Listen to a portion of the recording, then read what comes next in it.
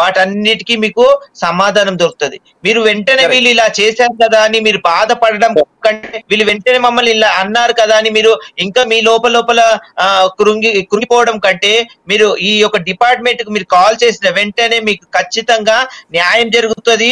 ఇలాంటి ఎవరైనా చర్యలకు కార్యాలకు పాల్పడుతున్న ఎవరైతే ట్రాన్స్జెండర్స్ ఉన్నారో ఖచ్చితంగా వాళ్ళకు మీ ద్వారా కాకపోయినా ఈ మీడియా ద్వారా లైవ్ లో జరుగుతున్న ప్రోగ్రామ్ ద్వారా బుద్ధి వస్తుందని నేను తెలియపరుస్తున్నానండి. ప్రేమ్లీల గారు మీరు చాలా మంచి విషయం చెప్పారు. సదానంద్ గారు మీ దగ్గరకు వస్తాను ఒక్క నిమిషం. ప్రేమ్లీల గారు ఆమె ఏం చేస్తున్నారు సమాజానికి ఇంకొకసారి చెప్పాలి. ఆమె ఒక జూట్ పరిశ్రమను పెట్టుకున్నారు. వివక్షను ఎదుర్కొన్న సమాజం నుంచి, కుటుంబం నుంచి వివక్షను ఎదుర్కొన్నారు, కాలేజీ నుంచి వివక్షను ఎదుర్కొన్న ఒక జూట్ పరిశ్రమను పెట్టుకొని నలుగురు హిజ్రాలకు నేను ఆదర్శంగా నిలిచానని చెప్తున్నారు. ఒకసారి నిజంగానే అందరూ కూడా ఆమెను అభినందించాల్సినటువంటి విషయం. అదే సమయంలో ఇంకొకటి అప్పీల్ చేస్తున్నది ఏంటి అంటే, కొంచెం సమాజం కూడా ట్రాన్స్జెండర్స్ని అర్థం చేసుకోండి. డబ్బులు అడగడం, ఎక్స్ట్రాక్షన్ చేయడం ఇవన్నీ తప్పే, లక్షలు అడగడం కూడా తప్పే. కానీ అక్కడికి వచ్చినప్పుడు మీకున్న పేషెన్సీ కంటే ఇంకొంచెం పేషెన్సీగా వ్యవహరించండి వాళ్ళ విషయంలో. ఎందుకంటే ఆల్రెడీ కొంత సమాజంలో ఒక్క నిమిషం సాధారణ గారు మీ గురించి కాదు, let me complete please. So వాళ్ళు మీ దగ్గరకు వచ్చినప్పుడు మీ ఓపిక ఒక 10 వరకు ఉందనుకోండి, 15 వరకు ఓపిక పట్టండి. ఎందుకంటే వాళ్ళు సమాజంలో వివక్షను ఎదుర్కొంటున్నారు కాబట్టి ఇది కాదు అని మ్యాక్సిమం చెప్పడానికే ట్రై చేయండి. ఆ తర్వాత కూడా కాని పరిస్థితులు ఎదురైతే ఒకవేళ దాడులకు పాల్పడుతూ ఉంటే వాళ్ళ నుంచి మీకు ఇంకా హింస ఎక్కువ అవుతుంటే 100 కాల్ చేయండి అని ప్రేమ్లీల చెప్తున్నారు. సో మీరు అంతవరకు ఓపిక పట్టండి. వాళ్ళపైన చేయి చేసుకోవటం కానీ వాళ్ళని తిట్టడం కానీ దయచేసి చేయొద్దు ప్లీజ్. ఎందుకంటే నిజమే కొంత ఆత్మన్యూన్యత భావంతో, అంటే సమాజంలో వివక్షకు ఎదుర్కొంటున్నాం, వివక్షకు గురవుతున్నాం భావంతో వాళ్ళు ఉంటారు. కాబట్టి దయచేసి ఇతరులను ఎవరు తిట్టొద్దు. మా వాళ్ళు వినండి, ఎన్నో లక్షలు ఖర్చు పెట్టి ఎన్నో సర్జరీలు చేసుకుంటారు. అందులో కొన్ని ఫెయిల్ అవుతాయి, కొన్ని సక్సెస్ అవుతాయి. ఆ సక్సెస్ అయిన వాళ్ళలో కొంతమంది బ్రతుకున్నారు, కొంతమంది చనిపోయినారు.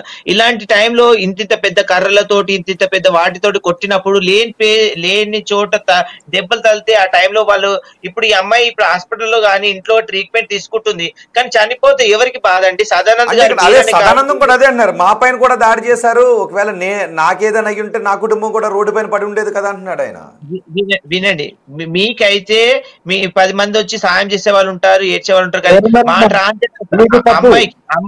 అమ్మాయి విషయంలో వినండి గారు, మీకు ఒక అన్యాయం మాకు ఒక అన్యాయం కాదు. వినండి, మీ తరఫున చెప్తున్నా, వినండి. మీకు జరిగింది కూడా అన్యాయమే, బాధనే. మీకు జరిగింది కూడా గాయమే, మాకు కూడా జరిగింది గాయము, ఆ యొక్క నొప్పే.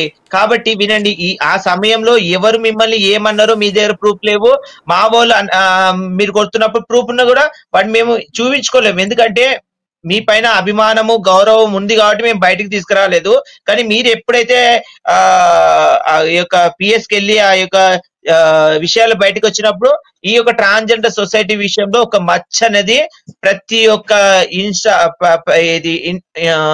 ఇన్స్టా గానీ, ఎఫ్బి గానీ, వాట్సాప్ గానీ ప్రతి ఒక్క గ్రూప్ లో ఇట్లా చిల్లిపోయిందండి.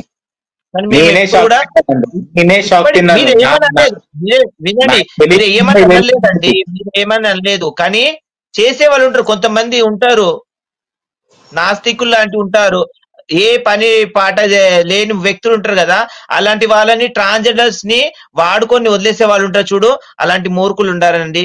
కాబట్టి మేము ఈ ఛానల్ ద్వారా ఒకటే చెప్తున్నాము, మేము ఏ యొక్క దాతలని ఇబ్బంది పెట్టాలని కానీ, మేము ఏ యొక్క గృహప్రవేశాలకు కానీ, ఏ యొక్క శుభకార్యాలకు కానీ వెళ్ళాము.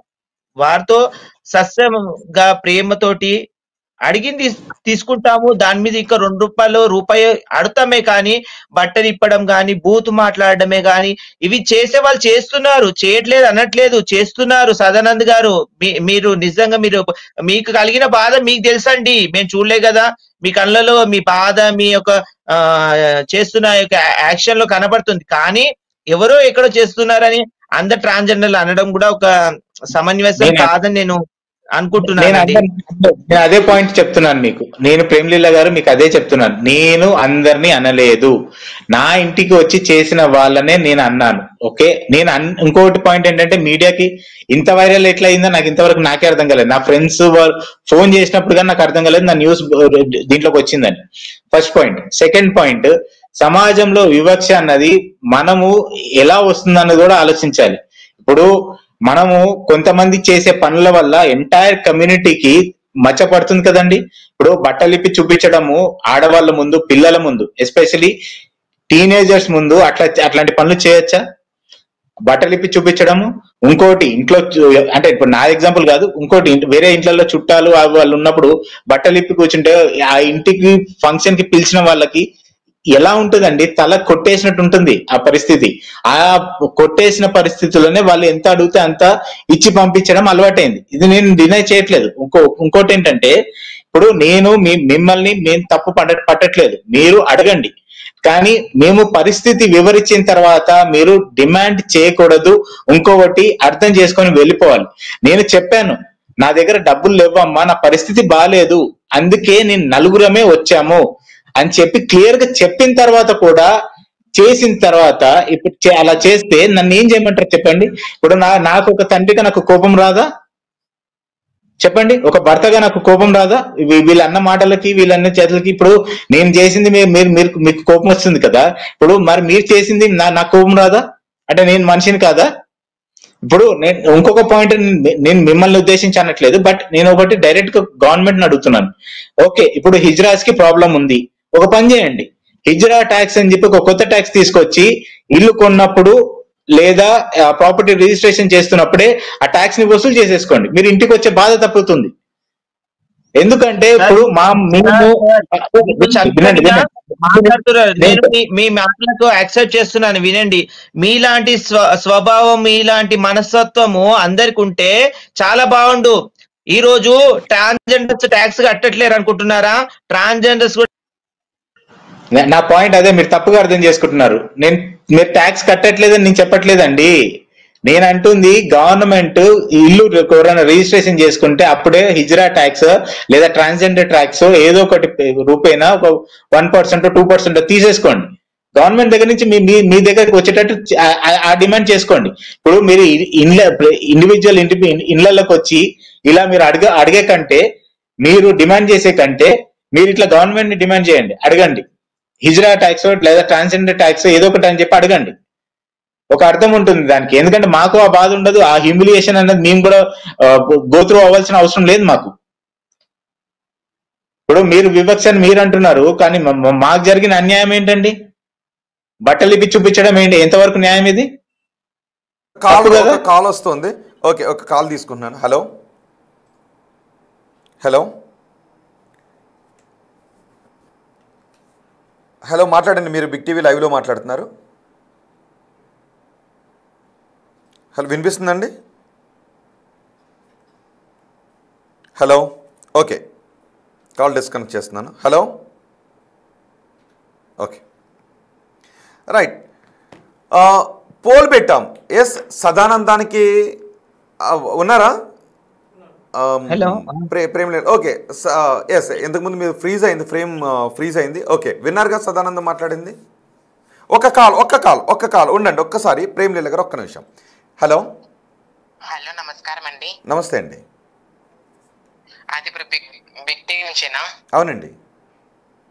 అదేనండి, ఇప్పుడు అక్కడ జరిగిన గురుపక్షన్ దగ్గర నేను కూడా ఉన్నాను. ఓకే, నా పేరు వచ్చేసి మెహరూన్, చెప్పండి. అక్కడ జరిగింది, ఫస్ట్ మేము వెళ్ళగానే ఏం జరిగిందంటే ఆయన పూలు కట్టుకున్నాడు, బంతి పూలు కట్టుకున్నాడు. 4 పూలు అట్లా తొలగించారు. కరెక్టే. ఆయన తొలగించిన తర్వాత మేము అట్లా గురుపక్షం అయితేనే కదా తొలగిస్తారని చెప్పేసి మేము చూడటానికి వెళ్ళాము. ఓకే, ఏమైందండి, గురుపక్షం జరిగిందా లేకపోతే చిన్న పూజ పాలు పొంగించుకున్నారా అంటే అవునండి పాలు పొంగించుకున్నామని చెప్పారు. చెప్పేసిన తర్వాత మేమేం చెప్పాము, ఏమండి పాలు పొంగిచ్చారు కదా చిన్న పూజకి, మళ్ళీ ఇప్పుడు ఎంతో కొంత ఇవ్వండి, మీరు గ్రాండ్ ఎవరు రాకుండా మేము చూసుకుంటాము, మా వాళ్ళు మీకు ఏది ఇష్టం లేకుండా మేము చూసుకుంటామని చెప్పాము. చెప్పేసిన తర్వాత ఆయన ఏమంటున్నారంటే, అమ్మ నా దగ్గర లేవు, మా అమ్మగారు చనిపోయారు, మేము చాలా బాధలో ఉన్నామని చెప్పారు. సరే, అది కరెక్ట్, మేము దానికి ఏమి అనలేదు. కాదండి, మేము వచ్చినందుకన్నా కనీసం ఎంతో కొంత మీకు వచ్చినంత ఇవ్వచ్చు కదా అని చెప్పాము. చెప్పేసిన